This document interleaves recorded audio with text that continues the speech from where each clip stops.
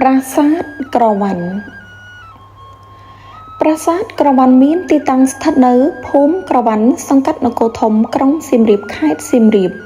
ខាងកើតប្រាសាទអង្គរវត្តនិងខាងត្បូងប្រាសាទបន្ទាយក្តីប្រាសាទនេះត្រូវបានកសាងនៅឆ្នាំ921នៃគ្រិស្តសករាជក្នុងរាជ្យព្រះបាទហសវរ្ម័នទី1 910 ដល់ 923 ដើម្បីឧទ្ទិសដល់ព្រះវិស្ណុនៅក្នុងព្រហ្មញ្ញសាសនាប្រាសាទនេះជាត្រូវបានសាងសង់ដោយមន្ត្រីម្នាក់ដែលមានឈ្មោះថាមហេដ្ឋវរ្ម័នដែលជាមន្ត្រីជាន់ខ្ពស់ម្នាក់របស់ព្រះបាទហសវរ្ម័នទី1នៃសតវត្សទី10ទោះបីជាប្រាសាទនេះមានលក្ខណៈតូចតែចម្លាក់នៅលើឥដ្ឋមានលក្ខណៈល្អឥតខ្ចោះប្រាសាទនេះមានតួប៉ម5ដែលបែរមុខទៅទិសខាងកើតយោងតាមព័ត៌មាននៅលើស៊ុមនៃខ្លោងទ្វាររបស់តួប៉មទី2និងទី3និងទី5ដែលបានដល់ព័ត៌មានជាសង្ខេបថាមហេដ្ឋវរ្ម័នបានថ្វាយនៅទីសក្ការៈមួយនៅចំកណ្ដាលតួប៉មទី3ទៅដល់អាទិទេពនៃសាសនាហិណ្ឌូដែលប្រាសាទនេះតំណាងទីស្ថានរបស់ព្រះវិស្ណុរីឯតួប៉មទី3ឧទ្ទិសដល់ព្រះម៉ែទាំង5ដែលត្រូវបានកសាងជារូបចម្លាក់ដាក់លើបល្ល័ង្កយើងឃើញមានរូបរបស់ព្រះម៉ែលក្ស្មីនៅលើផ្ទៃជញ្ជាំងផ្នែកខាងក្នុងនៃប៉មនេះសិលាចារឹកបានឲ្យដឹងទៀតថាអ្នកមកកសាងប្រាសាទគឺជាប្រជារាស្ត្រដែលរស់នៅជុំវិញប្រាសាទនេះដែលត្រូវបានរៀបរាប់ឈ្មោះនៅក្នុងសិលាចារឹកនេះដោយបដូរពីរចនាបថបាខែងទៅតាមរចនាបថកោះកេរដើម្បីឧទ្ទិសដល់ព្រះវិស្ណុនៅក្នុងព្រហ្មញ្ញសាសនានៅក្នុងកំឡុងពេលនៃការគ្រប់គ្រងរបស់ព្រះបាទហសវរ្ម័នទី1នៅរាជធានីនៃតំបន់អង្គរគេឃើញមានរាជធានីថ្មីមួយទៀតដែលកសាងដោយឪពុកមីរបស់ព្រះអង្គព្រះនាមព្រះបាទជ័យវរ្ម័នទី4ការកសាងប្រាសាទក្រវ៉ាន់និងប្រាសាទធំនៅកោះកេរត្រូវបានកសាងនៅក្នុងពេលតែមួយ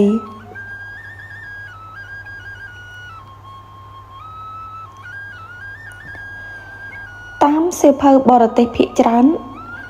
ដែលស្ដាប់ពុំបានច្បាស់នៅសម្ដីនៃអ្នកស្រុកដើមនិយាយទៅជាសរសេរក្រវាញ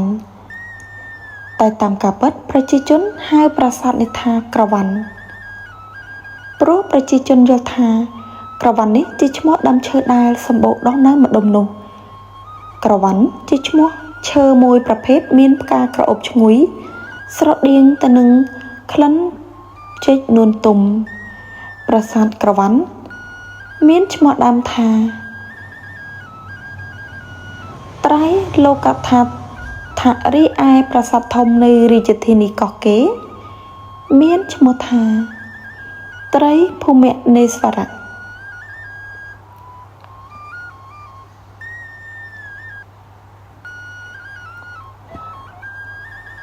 ប្រាសាទក្រវ៉ាន់សាងអំពីថ្មឥដ្ឋសាងសង់នៅលើខឿនមួយដែលមានតួប៉មឈរតម្រៀបគ្នាតួប៉មកណ្ដាល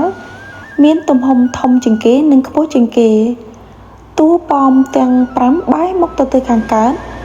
ដែលមានទ្វារមួយបើកចំហនិងទ្វារ3ទៀតជាទ្វារបញ្ឆោត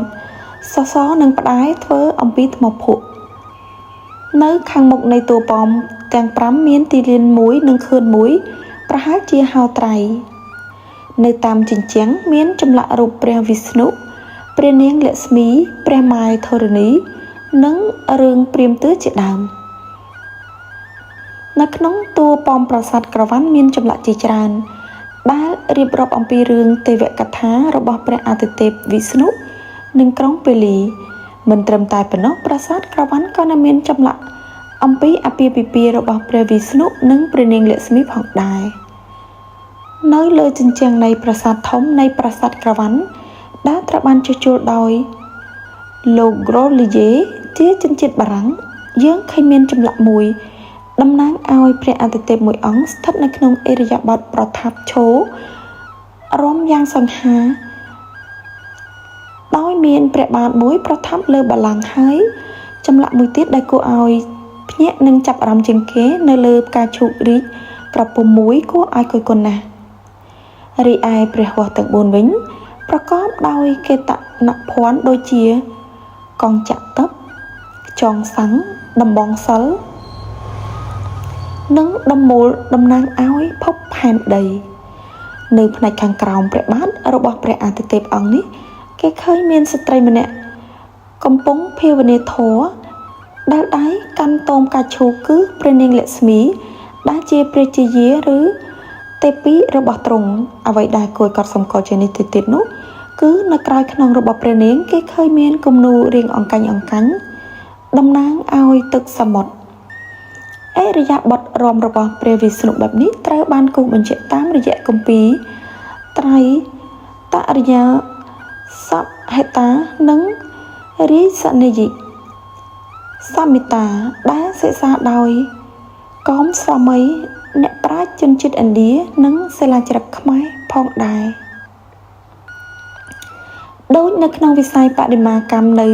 ប្រទេសកម្ពុជាដែរ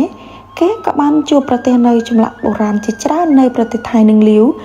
ដែលតំណាងឲ្យព្រះវិស្ណុក្នុងឥរិយាបថដូចគ្នាដែរទោះបីយើងពុំទាន់មានការសិក្សាលម្អិតក្តី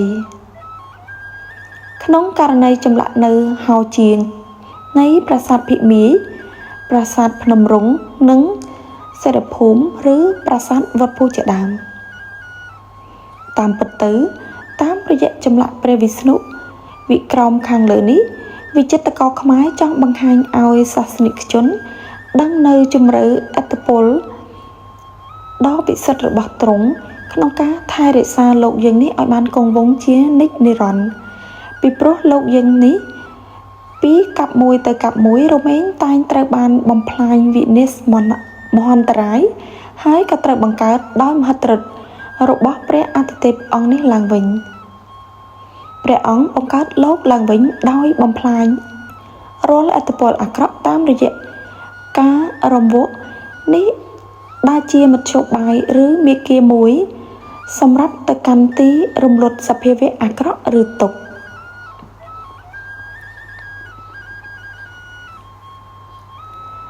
សិលាចារឹកប្រាសាទក្រវ៉ាន់លេខ K269 ចុះកាលបរិច្ឆេទឆ្នាំ843សករាជត្រូវនឹងឆ្នាំ921នៃគ្រិស្តសករាជបាននិយាយថាស្ដេចអញស្រីវរេន្ទ្រធិបតីមគ្គគឺជាបុគ្គលដែលការពារដោយក្លាហានជាម្ចាស់គេបានស្ថាបនាបដិមាព្រះវិស្ណុនាមស្រីត្រីភូវនេស្វាមិភាសាបាលីឬសំស្ក្រឹតដែលមានន័យថាទេពនៃម្ចាស់នៃឋានទាំង3ចំណែកស្ដេចអញមហិធវរមៈបាលីឬសំស្ក្រឹតនោះមានន័យថាបុគ្គលការពារដោយអ្នកទ្រទ្រង់ផែនដីគឺព្រះវិស្ណុនិងស្ដេចអញជ័យវិវរមៈបុគ្គលការពារដោយជ័យជំនះនិងភាពក្លាហានរួមកសាងបដិមាព្រះវិស្ណុនាម